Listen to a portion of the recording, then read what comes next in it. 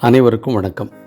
நண்பர்களே, நான் சென்ற பதிவில் கூறியிருந்தபடி நிறைய நண்பர்கள் டவுன்லோட் செய்தும் பிரிண்ட் அவுட் எடுத்தும் வைத்திருப்பீர்கள் என்று நம்புகிறேன். நான் மறுபடியும் சொல்வது என்னவென்றால், தயவுசெய்து ஒரு பிரிண்ட் அவுட் எடுத்து வைத்துக்கொள்ளுங்கள். ஏனென்றால் ஏதாவது ஒரு விதத்தில் அது தேவைப்படும். நாம் பிரிண்ட் அவுட் எடுத்து வைக்காமல் விட்டுவிட்டு நமக்கென்று தேவைப்படும் போது பிஎஃப் ஆஃபீஸ் அந்த லிங்கை க்ளோஸ் செய்து விட்டிருக்கும். நம்மால் பிரிண்ட் எடுக்கவே முடியாது. அதோடு நாம் பணிபுரிந்த அலுவலகத்தை அணுகி கேட்டால் கண்டிப்பாக கிடைக்காது. நாமெல்லாம் ஓய்வு பெற்று 10-15 ஆண்டுகள் ஆகிவிட்டன. நம்மால் அவர்களுக்கு ஒன்றும் ஆகப்போவதில்லை. அதோடு எல்லாம் புதுமுகங்களாகவே இருப்பார்கள், மதிக்கவே மாட்டார்கள். அதற்காகத்தான் இவ்வளவு விளக்கங்களும் உங்களுக்கு சொல்கிறேன். சரி, இன்னொரு விஷயம். நிறைய நண்பர்கள் அவரவர்களுடைய தேவைக்கான கேள்விகளை கேட்டிருக்கிறீர்கள். ஒரு சிலரை தவிர கேட்ட அனைவருக்கும் பதில் சொல்லியுள்ளேன் என்று நம்புகிறேன். அத்துடன் நான் ஒவ்வொருவருக்கும் தனித்தனியே பதில் அனுப்பினாலும் கூட அடுத்த பதிவுகளில் விளக்கங்கள் கூறிவிடுகிறேன். எனவே அடுத்தடுத்த பதிவுகள் உங்களுக்கு நோட்டிஃபிகேஷனாக வர வேண்டும் என்று நீங்கள் விரும்பினால் சப்ஸ்கிரைப் செய்து கொள்ளுங்கள். சரி நண்பர்களே, சப்ஜெக்டுக்கு வருகிறேன். சென்ற பதிவில் நான் கூறியபடி பிரிண்ட் அவுட் எடுத்த அனைவருக்கும் நான் சொல்வது நன்கு விளங்கும். முதலாவதாக, bending with EPFO regional office என்று குறிப்பிட்டுள்ள நண்பர்கள் அதிகபட்சமாக 1/9/2014 பின் ஓய்வு பெற்றவர்களாக இருப்பார்கள். அவ்வாறான நண்பர்கள் பயப்பட தேவையில்லை. அவர்களுக்கு உயர் ஓய்வூதியம் கிடைப்பதில் சிரமம் இருக்காது. சில கூடுதல் தகவல்கள் அவர்கள் பணிபுரிந்த அலுவலகத்தில் பெற்று நடவடிக்கை மேற்கொண்டு விடுவார்கள். நாம் பணிபுரிந்த அலுவலகம் அவர்கள் கேட்ட தகவல்களை அவர்கள் கேட்ட டைமுக்குள் அனுப்பியிருக்க வேண்டும். அது ரொம்ப முக்கியம். அடுத்ததாக, பிஎஃப் ஆஃபீஸ் ஒரு சிஸ்டம் வகுத்து கொண்டு அதற்கு ஏற்றாற்போல் பேட்சாக டிமாண்ட் நோட்டீஸ் அனுப்புவதாக தெரிய வருகிறது. நம்பர் 3, அவ்வாறு டிமாண்ட் நோட்டீஸ் பெற்றவர்கள் பெரிய காஞ்சிபுரம் டவுன் பேங்க். இதில் என்னுடைய நண்பர் ஒருவர் 2015 ஓய்வு பெற்றவர். அவருக்கு பிஎஃப் அலுவலகத்திலிருந்து டிமாண்ட் நோட்டீஸ் வந்துள்ளது. அதில் அவர் 8 லட்சம் அளவிற்கு பணம் செலுத்த வேண்டும் என்றும் அதை மார்ச் 31க்குள் கட்டி முடித்து விட வேண்டும் என்றும் குறிப்பிட்டுள்ளதாகவும், அதில் ஒரு குறிப்பிட்ட தொகை நமக்கு திரும்ப கிடைத்துவிடும் என்றும் கூறினார். ஆனால் எவ்வளவு திரும்ப கிடைக்கும் என்று அவருக்கும் தெரியவில்லை. அடுத்த பதிவில் அவரிடம் விசாரித்து கூறுகிறேன். நண்பர்கள் முடிந்தவரை அவரவர் அலுவலகத்துடன் தொடர்பில் இருப்பது நன்மை பயக்கும்.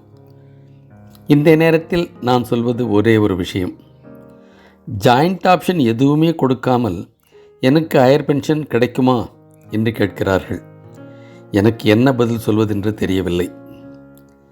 நண்பர்களே, உச்ச நீதிமன்ற தீர்ப்பின்படி ஹையர் பென்ஷன் வழங்க ஒரு சில நடவடிக்கைகள் பிஎஃப் அலுவலகம் எடுத்து வந்தாலும் ஹையர் பென்ஷன் கிடைக்காத ஒரு சிலர், அதாவது நார்த் சைடு கர்நாடகா, கேரளா, டெல்லி, பஞ்சாப் போன்ற இடத்தில் இருப்பவர்கள் எல்லாம் நீதிமன்றங்களை அணுகி ஆர்டர்ஸும் பெற்றுவிடுகிறார்கள். இதை எல்லாவற்றுக்கும் மேலாக பிஎஃப் அலுவலகம் எந்த அளவுக்கு நேரம் கடத்த முடியுமோ அந்த அளவுக்கு நேரம் கடத்த விடுவதோடு ரிஜெக்டும் செய்து விடுகிறார்கள். ஏதாவது ஒரு அதிசயம் நடந்து மத்திய அரசு பாரபட்சமின்றி அனைவருக்கும் ஒரு தொகை பென்ஷனாக வழங்கப்படும் என்று அறிவித்தால் தான் உண்டு. இங்கு இன்னொரு தகவலையும் முக்கியமாக சொல்ல விரும்புகிறேன். பிஎஃப் அலுவலகம் 1995 ஆண்டு EPS 95 திட்டத்தை அறிமுகப்படுத்தியது. அதனால் அதற்கு முன்னர் சில அல்லது பல அலுவலகங்கள் தனியே தங்கள் அலுவலகத்திலேயே ஒரு ட்ரஸ்ட் ஒன்று ஆரம்பித்து அதற்கான ட்ரஸ்டியும் நியமித்து அலுவலகத்தில் பிஎஃப் பிடித்தம் செய்யும் பணத்தை பிஎஃப் அலுவலகம் செலுத்தி வந்தார்கள். பிஎஃப் லோன் போட வேண்டும் என்றால் அந்த ட்ரஸ்டிகளே சாங்ஷன் செய்து விடுகிறார்கள்.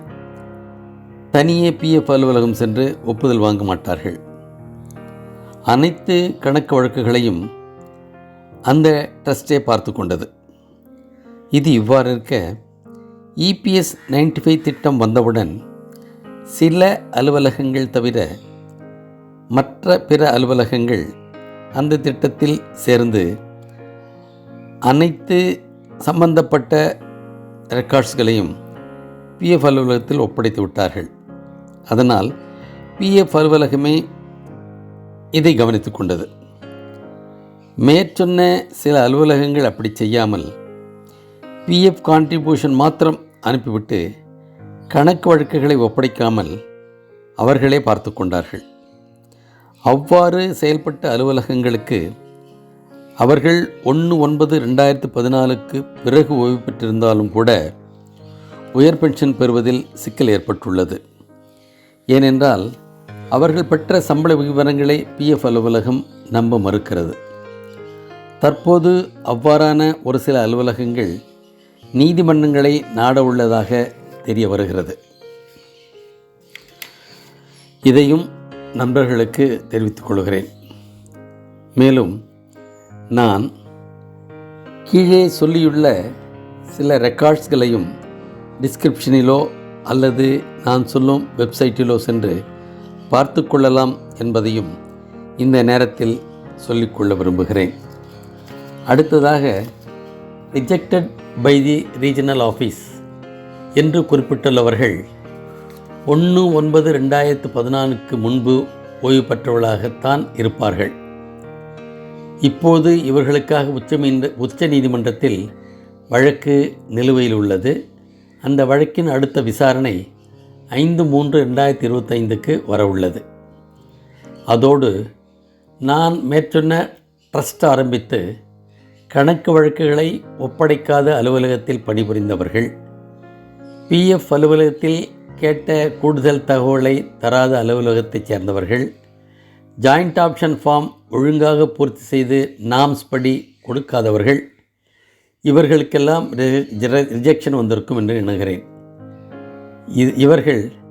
அவர்கள் சம்பந்தப்பட்ட பிஎஃப் அலுவலகங்களை அணுகுவது நல்லது.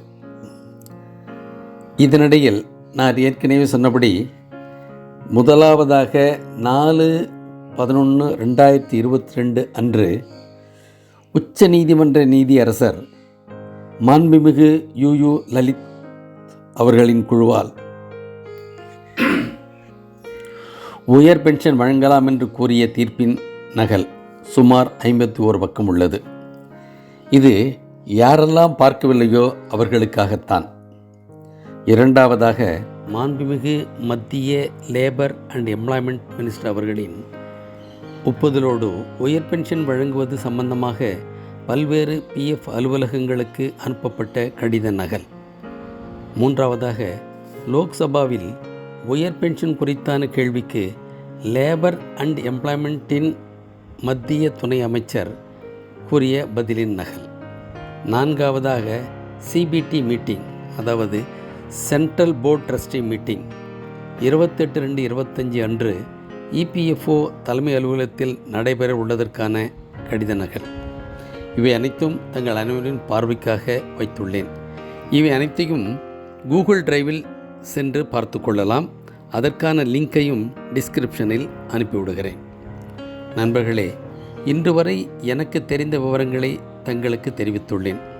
அத்துடன் நான் சேகரிக்கும் விவரங்களுடன் உங்கள் அனைவரையும் அடுத்த பதிவில் சந்திக்கிறேன். நன்றி, வணக்கம்.